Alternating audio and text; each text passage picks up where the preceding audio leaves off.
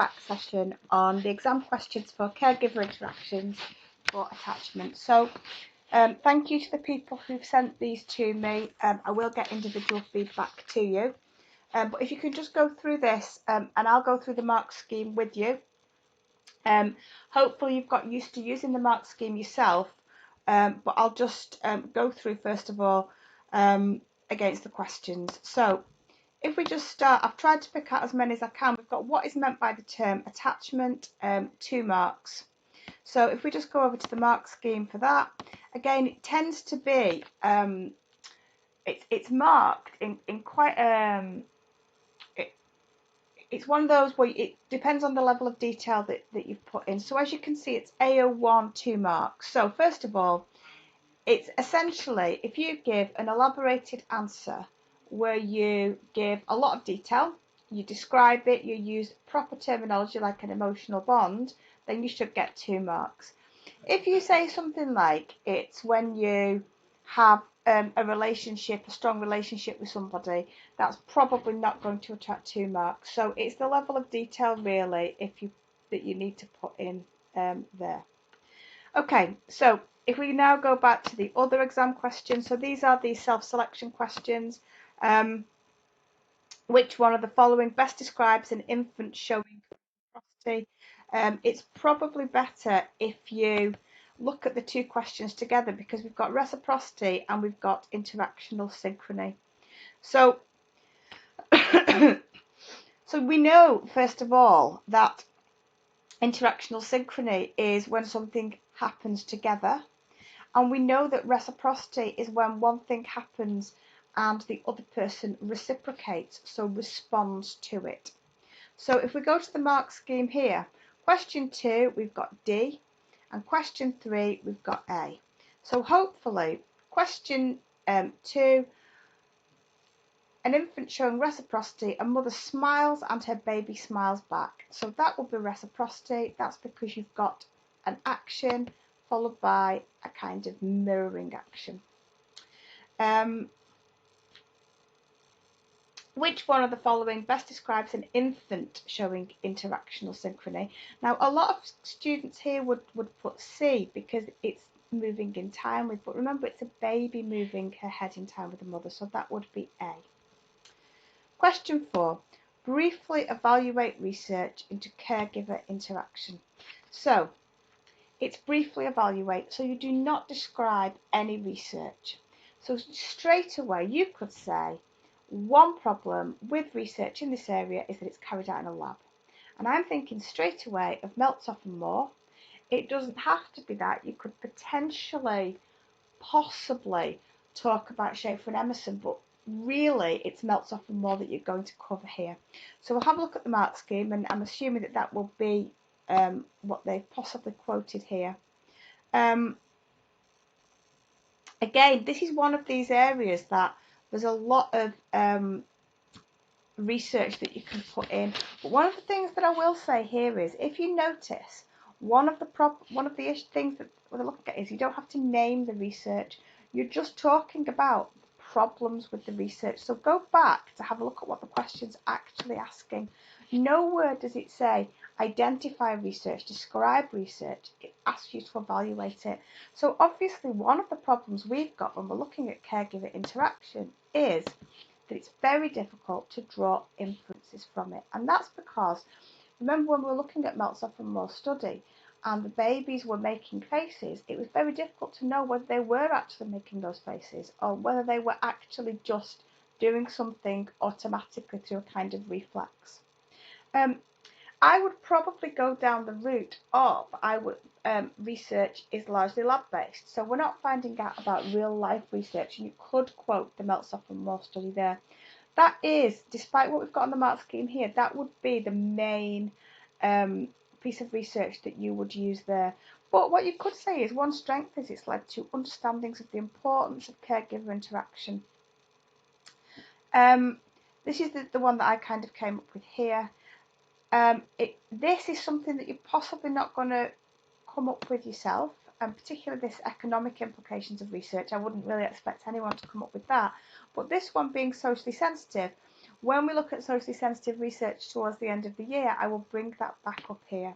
So how are you going to mark it? Have you used specialist terminology? If you have, and you've outlined, you've discussed this in reasonably well detail, so, and the evaluation is relevant and focused. So if you've just said something generic like one problem is they're all done in labs, that's not really focused. So you've got to make sure that it's absolutely focused. And when I see you on Thursday, I'll write some answers for you on the board that show you what is a focused answer and what isn't a focused answer. And hopefully you'll be able to get used to it.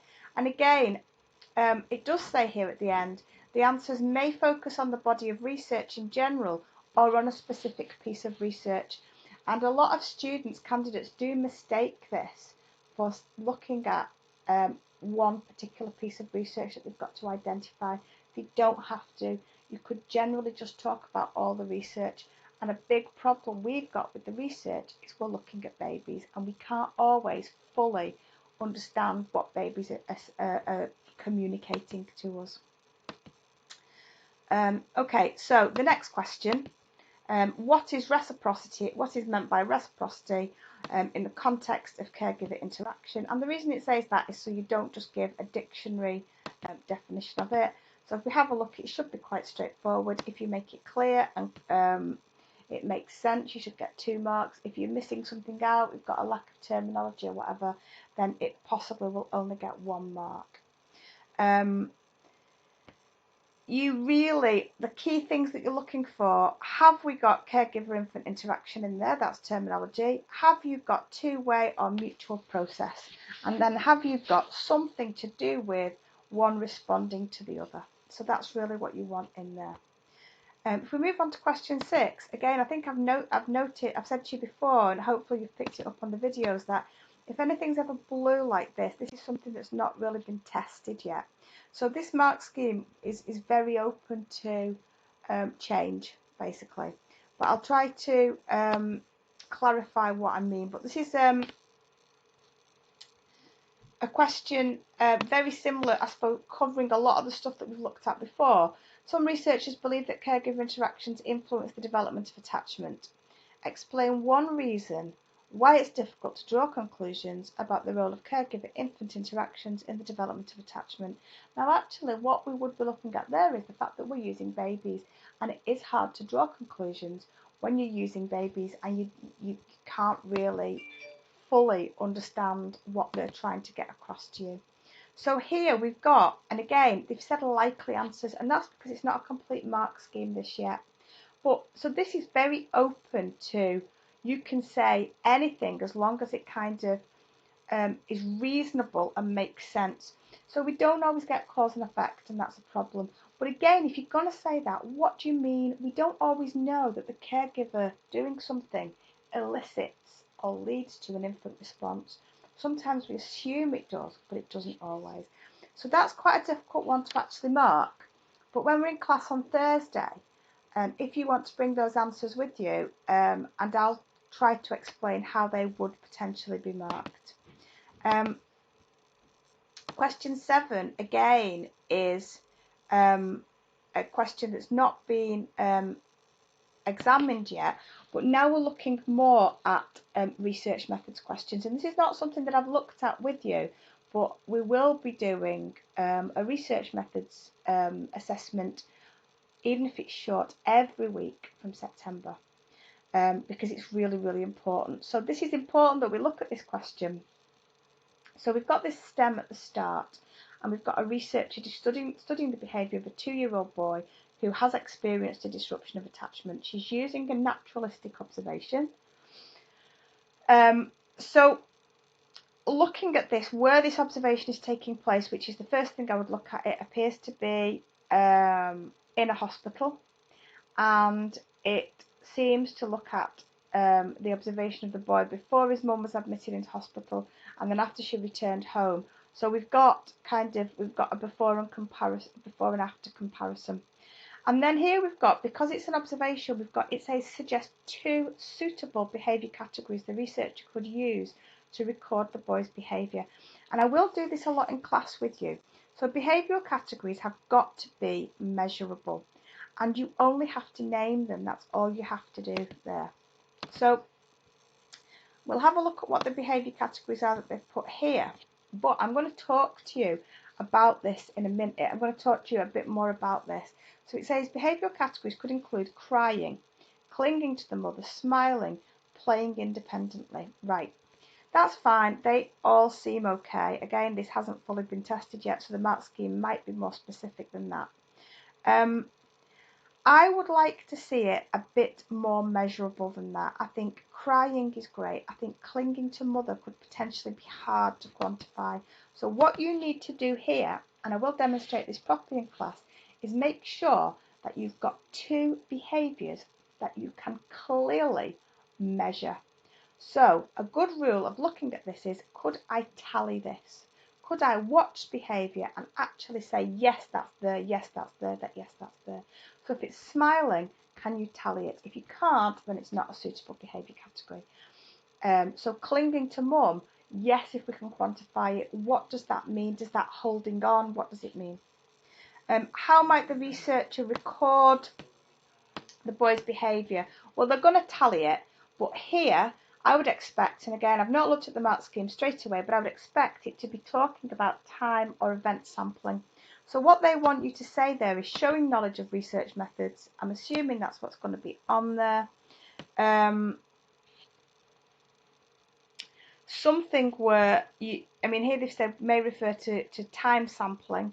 I would actually want a lot more detail than that, to be fair. I would want to know why you're using time sampling, and I would also want to know what way you're going to time sample. So for me, when you're answering a question like this, what I would like you to do is say, I will observe the child for 1 hour. Every 10 minutes, I will record the behaviour using a tally.